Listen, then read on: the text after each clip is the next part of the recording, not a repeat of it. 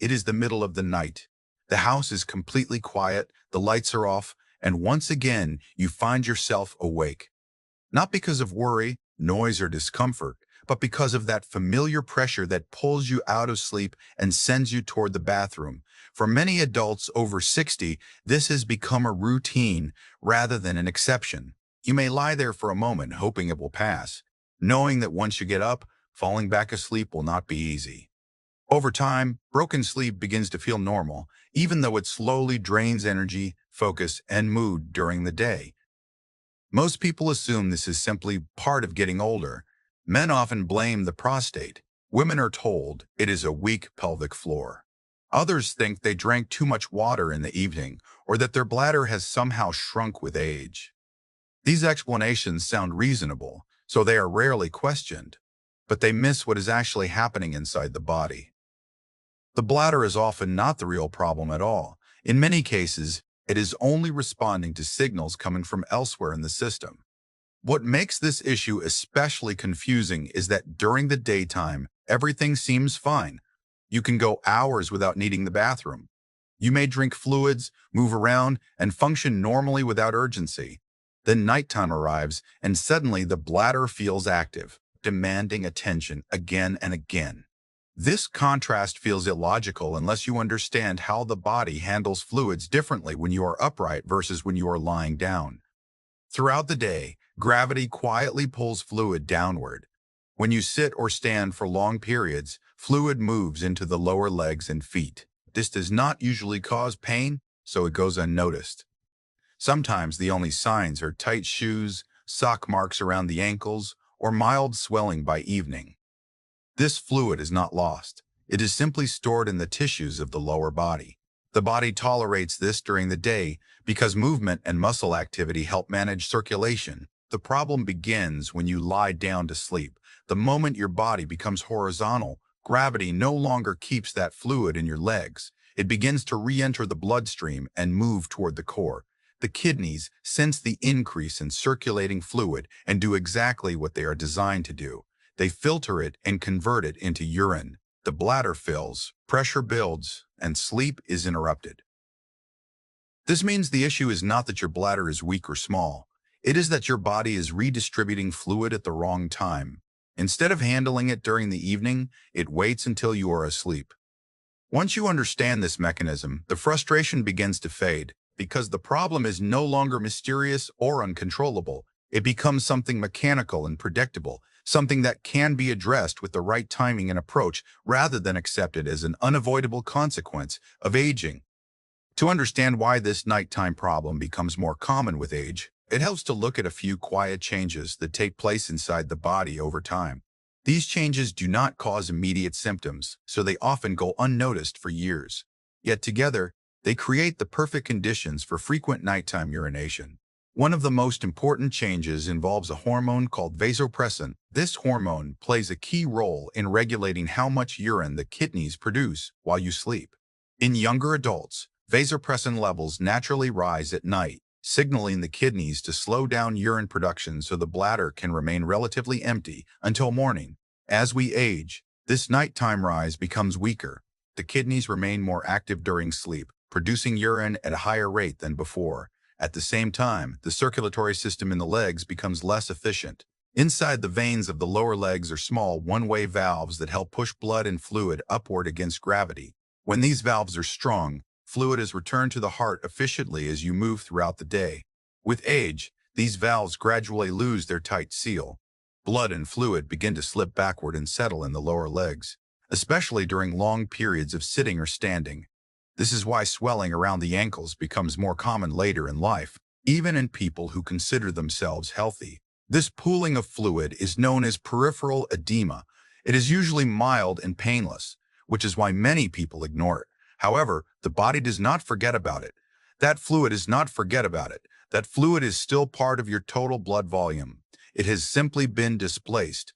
When you lie down at night, gravity no longer holds it in the legs. The fluid slowly moves back into circulation and increases the amount of blood flowing through the kidneys. The kidneys interpret this as excess fluid and respond by producing urine. The bladder fills more quickly than expected. and the urge to urinate wakes you from sleep. The key insight here is timing. Your body is doing exactly what it is designed to do, just at the wrong hour. Instead of clearing this fluid in the evening while you are awake, it waits until you are lying flat and asleep. That is why reducing evening fluids alone often fails. Even if you stop drinking hours before bed, the fluid stored in your legs is still waiting to be processed. This is where the calf muscles become important. Often called the second heart, these muscles play a powerful role in circulation. Every time they contract, they squeeze the deep veins of the lower leg and push blood and lymph upward. When movement decreases with age, this pump becomes less active. By deliberately activating it through simple ankle movements, you can mechanically assist circulation. Pointing the toes away and then pulling them back toward the shins engages the calf muscles fully. Done rhythmically for just 1 minute, this action helps move pooled fluid back into circulation earlier in the evening, allowing the kidneys to process it before sleep rather than during it. Once fluid has been encouraged to move out of the lower legs, the next factor that must be addressed is tension within the body that interferes with normal bladder function. The human body does not operate in isolated parts. Everything is connected through muscles, nerves, and fascia. When one area becomes chronically tight, it affects other regions in ways that are not always obvious. For many older adults, long-term stiffness in the lower back and backs of the legs plays a direct role in nighttime bladder urgency, even though the discomfort may not be felt in the pelvis itself. The lower spine houses the nerves that communicate with the bladder and pelvic floor. When the muscles around the lumbar spine remain tight, they compress these nerves and keep them in a mildly irritated state. This irritation does not necessarily cause sharp pain, but it does keep the nervous system alert. An alert nervous system has difficulty allowing the bladder to remain calm and relaxed through the night. Instead, it sends frequent signals that something needs attention, even when the bladder is not truly full. At the same time, tight muscles in the hips and legs affect pelvic alignment. The hamstrings, which run along the backs of the thighs, attach to the pelvis. When they shorten from years of sitting, they pull the pelvis into an unnatural position. This tilt reduces the space available for the bladder to expand comfortably. Even small reductions in space can increase the sensation of urgency, particularly at night when the body is more sensitive to internal signals. To begin reversing this, gentle spinal decompression is essential. A single knee hug performed slowly while lying on the back allows the muscles of the lower spine to lengthen without strain. Drawing one knee toward the chest opens space between the vertebrae and eases pressure on the exiting nerves. The goal is not force or intensity, but release. Slow breathing during this movement tells the nervous system that it is safe to let go. Alternating sides maintains balance and prevents overstimulation. After the lower back begins to soften, attention shifts to the hamstrings. Instead of aggressive stretching, which can irritate the sciatic nerve, a controlled glide is more effective. Lifting one leg with a slight bend in the knee and gently extending it until mild resistance is felt allows both the muscle and nerve to move freely. Releasing and repeating this motion improves flexibility while keeping the nervous system calm. As the hamstrings lengthen, the pelvis naturally settles into a more neutral position.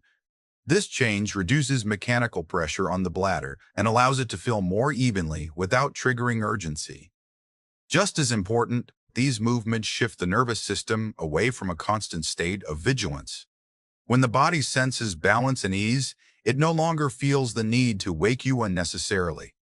Over time, this combination of spinal decompression and gentle mobility creates an internal environment where the bladder can remain quiet.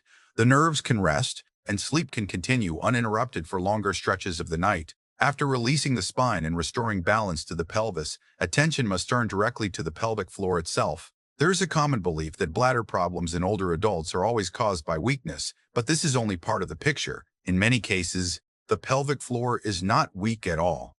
It is overly tight and constantly contracted. A muscle that never relaxes loses its ability to function properly. Instead of supporting the bladder calmly, it sends continuous signals of urgency, especially when the body is trying to rest. This constant tension often develops over years. Stress, poor posture, chronic guarding, and even repeated efforts to hold urine during the day can train the pelvic floor to stay clenched. At night, when the body should be shifting into a deep state of relaxation, this tension remains. The nervous system interprets it as a need for action, and the bladder is signaled to empty more frequently. Strengthening exercises alone do not solve this problem. In fact, they can make it worse if relaxation is never addressed. One of the most effective ways to release this tension is through a fully supported reclined butterfly position. Lying on the back with the soles of the feet together allows the inner thighs to gently open. The key is support. Pillows placed under the knees remove all muscular effort. If the legs are held up by muscle, the pelvic floor stays engaged. When the legs are supported, the muscles are allowed to soften naturally. As the inner thigh muscles lengthen, the pelvic floor responds by releasing downward. This physical release sends a powerful signal to the nervous system that it is safe to rest. The parasympathetic nervous system becomes more active, shifting the body out of alert mode. In this state, bladder urgency decreases because the body no longer feels the need to prepare for movement or danger. Once this relaxation has begun, gravity can be used to enhance fluid drainage. Elevating the legs above heart level reverses the pressure that normally keeps fluid in the lower extremities. Blood and lymph begin to return toward the core without effort. This alone is helpful, but combining it with breathing makes it far more effective. Deep diaphragmatic breathing acts as a pump for the lymphatic system. When you inhale deeply through the nose and allow the belly to rise, pressure changes occur inside the abdomen. A slow, controlled exhale through pursed lips increases this pressure in a way that encourages fluid to move upward. This breathing pattern also stimulates the vagus nerve, which further calms the nervous system. Just a few minutes of this combination creates a noticeable sense of lightness in the legs and calmness throughout the body. As fluid clears and tension dissolves, the bladder is no longer overwhelmed by sudden nighttime fluid shifts. The nervous system settles, the pelvic floor relaxes, and the body begins to prepare naturally for sleep. This stage is not about effort or force. It is about allowing systems that have been tense for years to finally stand down and do what they were designed to do in a state of rest and recovery. To make the physical work you have done truly effective, it needs to fit into a simple and repeatable evening structure. Without this structure, even the best exercises can lose their impact. The body responds strongly to timing, especially as we age. When actions are aligned with natural rhythms, small changes create large results. This is where the 3-2-2-1 routine becomes valuable, not as a rigid rule, but as a practical guide that supports everything you have already put in motion. The first part is stopping food intake 3 hours before bedtime. Digestion is an active process that raises core body temperature and keeps the nervous system alert. Deep sleep requires the opposite. The body needs to cool slightly and shift into a repair state. Eating late keeps blood flowing to the digestive system and triggers insulin release, which interferes with melatonin production. Even light snacks can delay this transition, making sleep shallower and increasing nighttime awakenings. The second step is stopping fluid intake 2 hours before bed. This is not about dehydration. It is about timing. Water consumed in the evening still has to be filtered by the kidneys. That process takes time.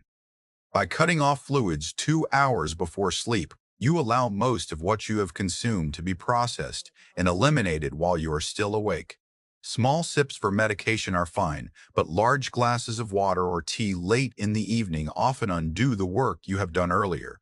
The final step is performing the movement and drainage routine 1 hour before bed. This timing matters. By activating the calf muscles, elevating the legs, and using diaphragmatic breathing an hour before sleep, you encourage stored fluid to return to circulation while you are still upright and alert. This allows you to empty the bladder fully before lying down. Going to bed with an empty bladder dramatically reduces the likelihood of waking during the night. Light exposure also plays a role during this final hour. Bright and blue light from screens and overhead LEDs suppress melatonin.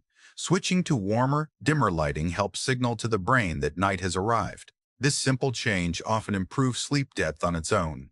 Some people benefit from keeping a simple sleep record. Writing down what you eat, drink, and do in the evening helps reveal patterns over time. Sleep problems are rarely random. They follow cause and effect. When you understand those patterns, you regain a sense of control. Nighttime urination does not have to define aging. In many cases, it is the result of fluid timing, nervous system tension, and habit rather than irreversible decline. By working with your body instead of fighting it, you give it the conditions it needs to rest. With consistency and patience, the nights become quieter, sleep becomes deeper, and waking up in the morning feels restorative rather than exhausting.